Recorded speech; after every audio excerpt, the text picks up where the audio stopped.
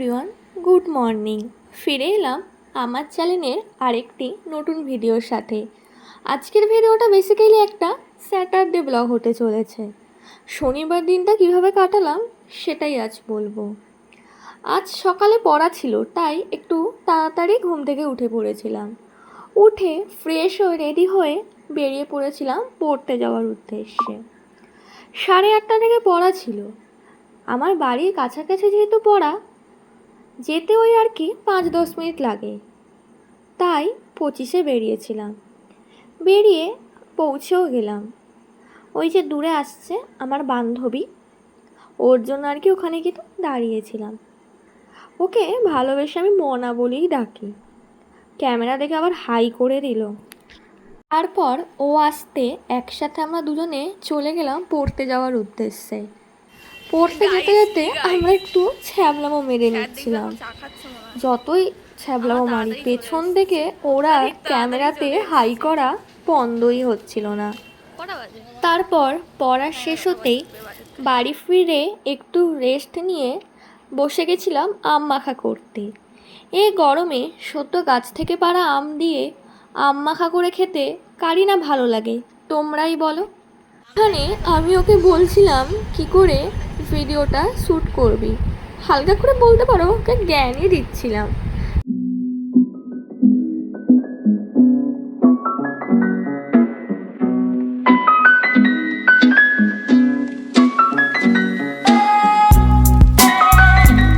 এইদিকে ভিডিওর মাঝে আমি যে পাগলের মতো কী বকছিলাম আমার এখন নিজেরই খেয়াল নেই।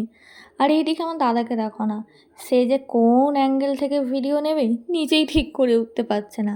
একবার ওপরে উঠে যাচ্ছে, একবার ডান দিকে যাচ্ছে, একবার বাঁ দিকে যাচ্ছে, একবার সামনে পেছনে। ও নিজেই পাগলের মতো আমার চারদিকে ঘুরেই যাচ্ছে। আমি কিন্তু আম মাখাতে বেশি কিছু দেইও নি। ওই 2 রকমের নুন, বিট নুন আর এমনি নর্মাল রান্নার নুন, কিছুটা স্বাদ মতো চিনি আর পরিমাণ মতো কাসুন্দি। এবার হয়তো তোমরা বলবে আম মাখাতে কি আবার লঙ্কা ছাড়া ভালো লাগে নাকি? সত্যি বলতে ঝাল আমি একদমই খেতে পারি না, তাই লঙ্কা সেইভাবে দেইও নি। তবে পরে টেস্টের জন্য একটু লঙ্কা দিয়েছিলাম, কিন্তু সেটা আর আলাদা করে ভিডিও করা হয়নি। তাও লঙ্কা ছাড়া যে খেতে মন্দ লাগছিল তাও কিন্তু নয়, লঙ্কা ছাড়াও খেতে বেশ ভালোই লাগছিল বটে। সন্ধ্যার সময় মা বেগুনি বানাবে বলে বলছিল, তাই আমাকে বাজার থেকে বেগুন কিনে আনার জন্য বলছিল। কিন্তু আমি বললাম বাড়িতেই যখন গাছ আছে বাজার থেকে কিনে কেন খাবো। যেমন বলা তেমনি কাজ, চলে গেলাম বাগানে বেগুন তুলতে। ওই একটা হয়ে আছে, ওই একটা পেরেছি। একটা পেরে কি আর স্বাদ মেটে, তাই আরেকটা গাছে দেখলাম আরেকটা হয়েছে, সেটাও আর কি পেরে নিলাম। নিজেদের বাগানে যদি এরকম কটা সবজি গাছ থাকে তাহলে বাজার থেকে আলাদা করে সবজি কিনে খেতেই হয় না। পর কিছু টুকটাক কাজ শেষ করে চলে গেছিলাম স্নানে। এসে দেখি মা খাবার দিয়ে দিয়েছে।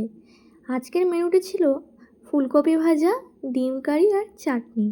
বেসিক্যালি আমাদের শনিবার নিরামিষই হয়, কিন্তু জানি না সেই দিন কোন দিকে সুযোগ ছিল, মা দেখলাম আমার জন্য আলাদা করে ডিমের ঝোলও বানিয়েছিল। পর খেয়ে দিয়ে কিছুক্ষণ রেস্ট নিয়েছিলাম। ঘুম থেকে উঠে দেখি মা আবার সন্ধেবেলা নান আর চানা মশলার তরকারি বানিয়েছিল, সেটাই আর কি একটু টেস্ট করেছিলাম। খেয়ে দিয়ে উঠে ফ্রেশ হয়ে আমি বসে গেছিলাম আমার গানের রেয়াজে। প্রতিদিনের এটা আমার ডিউটি বলতে পারো, যে সন্ধেবেলা 1.5 ঘন্টা থেকে 2 ঘন্টা গানের প্র্যাকটিস আমাকে করতেই হবে। পড়া না পড়া সেটা পরের ব্যাপার, কিন্তু প্রতিদিনের রেগুলার ডিউটি সন্ধ্যাবেলা আমাকে গানে বসতেই হবে।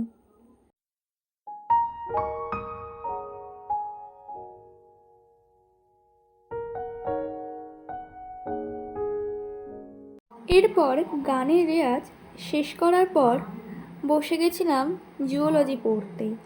সামনে যেহেতু আবার 1 সপ্তাহ পর আমার নিটের এক্সাম, বলা যায় যত পরীক্ষা এগিয়ে আসছে তত টেনশান আমার বাড়তেই আছে।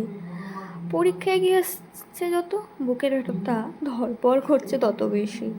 জানি না পরীক্ষার রেজাল্ট কীরকম হবে, বাট আমি আমার বেস্ট দেওয়ার চেষ্টা করব।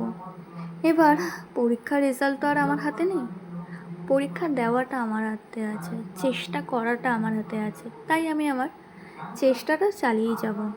এবার রেজাল্ট কী হয় সেটা রেজাল্ট বেরোলেই দেখা যাবে।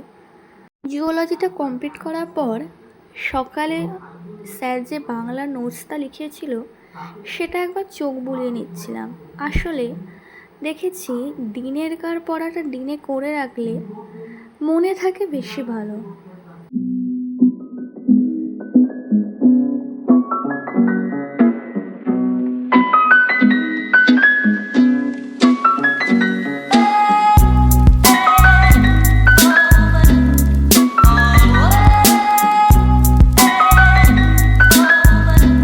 পর পড়া শেষ হতে উঠে ডিনারটা করে নিয়েছিলাম, সেটার আর আলাদা করে ভিডিও করা হয়নি।